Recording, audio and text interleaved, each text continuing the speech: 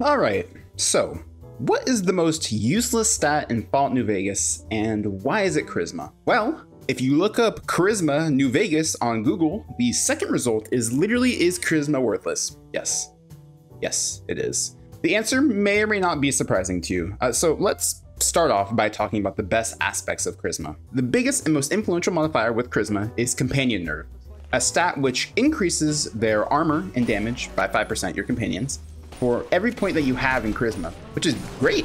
Companions are insanely helpful in New Vegas, bordering on the line of, if not overpowered, and having them be even stronger is an absolute benefit in every capacity. The second biggest boon from Charisma is every point in it increases its respective skill modifiers by 2, and the same goes for every other special in the game, where if you increase level by 1, these skills that are associated with it also increase as well. For Charisma, these skills are Barter and Speech. That's basically it, unless you're playing a female courier and you really want to flirt with Corporal Betsy. Girl, you are some grade A poon. Anybody ever tell you that?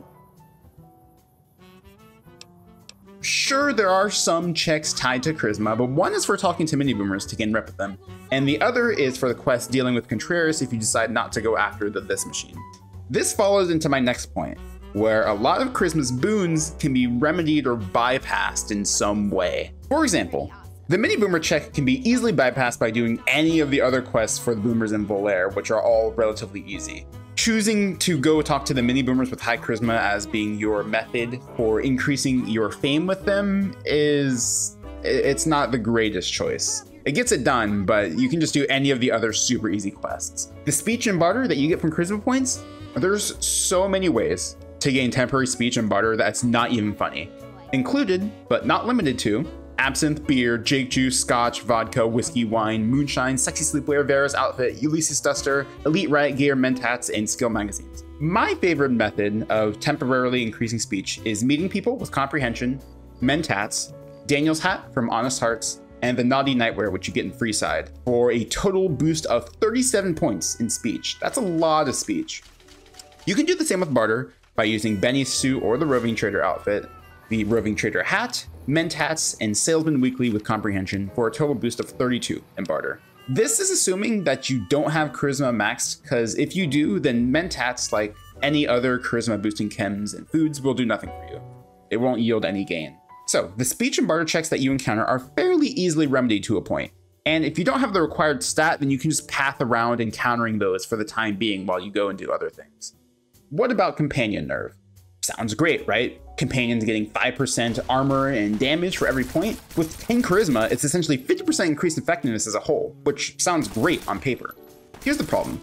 Companions are already so insanely useful, even with 1 charisma, that dumping intense trainings or starting points into charisma is so costly to boost something that's arguably busted off rip. You also have to consider the opportunity cost. Putting points into charisma, you'd probably be exchanging charisma for endurance, agility, or perception. Other middling specials that I could see there being an argument for, but one that probably ultimately fails.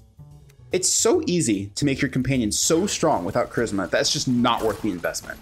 Also, it's kind of fucking Resident Sleeper to have your companions do all the work for you and not really play the game yourself. As an extra slap in the face, there are only 2 charisma-related perks that are in New Vegas, and they're both so fucking bad. Ferocious Loyalty. Taking this perk grants a 50% bonus of damage resistance to any active companions whenever one's health drops below 50% of the total HP amount, that being your HP amount, allowing them to ignore half the base damage of an attack. Doesn't sound too bad on paper, but it really is. It really is. So, the first prerequisite you have to encounter is 6 points into charisma, which is a lot. You're losing so many other stats for that. Secondarily, the activation for the perk requires you being below 50% hit points. There's a theme in a lot of games that requires you to be at low health to have an activation cost. One that comes to mind is Darkest Dungeon, where you have to be at low health to activate an ability or a trinket. And the idea is that when you're at low health, then you sort of play off this gambit that increases your effectiveness. However, the idea that you have to be at low health to activate an ability is so backwards. Why would you voluntarily put yourself closer to failure in order to activate a low to mid-tier ability? Especially if you were to invest points into other stats, you can avoid getting to low HP entirely. The same can be said of Ferocious Loyalty. It requires you to have taken the perk with 6 charisma, have companions with you. Mind you, this is ineffective in Overlord Blues, a good bit of Dead Money and Honest Hearts, and only applies to ED for like 70% of Lonesome Road. Be under half health, meaning you're not simpacking the full, and your companions have to have aggro right now. Now, take a second to understand the fallacy there. You have to be the one with aggro for your companions to take less damage if they had aggro that they don't have because you have the aggro. And don't even get me started at Animal Friend unless you cannot aim at Night Stalkers to save your life.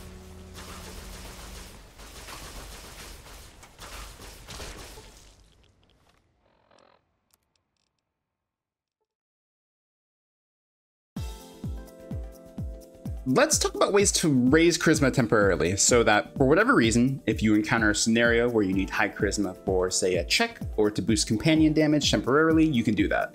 Party Time Mentats, sold by Jack if you teach him the recipe with a science of 50, or crafted with 50 science using a generous recipe of 1 honey mesquite pod, 1 Mentats, and 1 whiskey. This is the single largest temporary raw charisma boost in the game at 5 charisma. Alcohol will also boost your charisma by 1, which is a great way to inch yourself over checks. The boost ranges from 1 to 3 charisma depending on your survival stat, with you gaining 2 charisma at 50 survival and 3 charisma at 100 survival. But that requires you having 100 survival before you get within boosting distance of 100 speech or barter, which would just be kind of weird unless you're doing like a hardcore playthrough. Although this isn't temporary, it's worth talking about the charisma implant from the New Vegas Medical Clinic. Costing 4,000 caps, although according to the wiki, if your charisma is under 4, it's 3,000, which I think is a lie, but I'm not sure at the time of this recording. You can raise your charisma permanently by 1. Of note, you can get all the special implants from the New Vegas Medical Clinic if you have 7 endurance. I typically start with 6 endurance and intend straining a point into it at level 2 so I can reach this threshold early. Pathing to get this implant, amongst the others, is actually a pretty nice quality of life boost, providing your speech and barter a slight increase, as well as making your companions a bit more burly to help you get through the early game. Yo, what's up? Loon in the middle of editing here. So I actually went back and did testing to confirm or deny the claim that if it's below 4, it only costs 3,000 along with other implants, and the wiki does lie. The only one that is cheaper if your stat is below 4 is Intelligence. She'll sell it to you for 3,000 caps. Otherwise, no matter the other ones, no matter what your special is, it'll be 4,000. So you can see right here, 3,000 caps, because I have Intelligence of 3, or I think it's like 2 or something. Whatever, it's below the threshold, and it only cost me 2,000. Doesn't work for the other ones. Back to the video. Finally, and most situationally, Mood Lights in OWB will give you 2 charisma, 5 speech, and 5 barter. A pretty good boost, but requires you going to OWB if you plan to use it in the Wasteland, which I'm not sure if it even applies with like the travel time. I've never routed to use mood lighting for any checks, so if anyone has ever done it before, please let me know. I'm really curious to see if there's value there. These are temporary solutions to meeting speech, barter, or raw charisma checks, which is really handy to know should you path to any of them. But also just goes to show you how there's 101 ways to get around these checks rather than investing the special points or even the skill points. So, all in all, charisma is the most useless stat in Fallout New Vegas. Every single playthrough, you should put it to 1 and Doc Mitchell's to allot it to other specials. I highly recommend Luck or Strength, and you'll realize that having followers do some less damage really isn't that problematic, especially after you get the implant for charisma and run high tier equipment like Ulysses Duster or Elite Riot Gear. But hey, if you like to have Twitch on your second monitor eating Chipotle while Veronica and Edie terrorize the wasteland, then maybe it's for you. For a score, and this is what I'm trying to say. But on the flip side, the most cards are open. You owe me at least 5 of them. You owe me $10. I'll take that. I'll take that. Give me literally $10 every one in one hand. Take those. Now,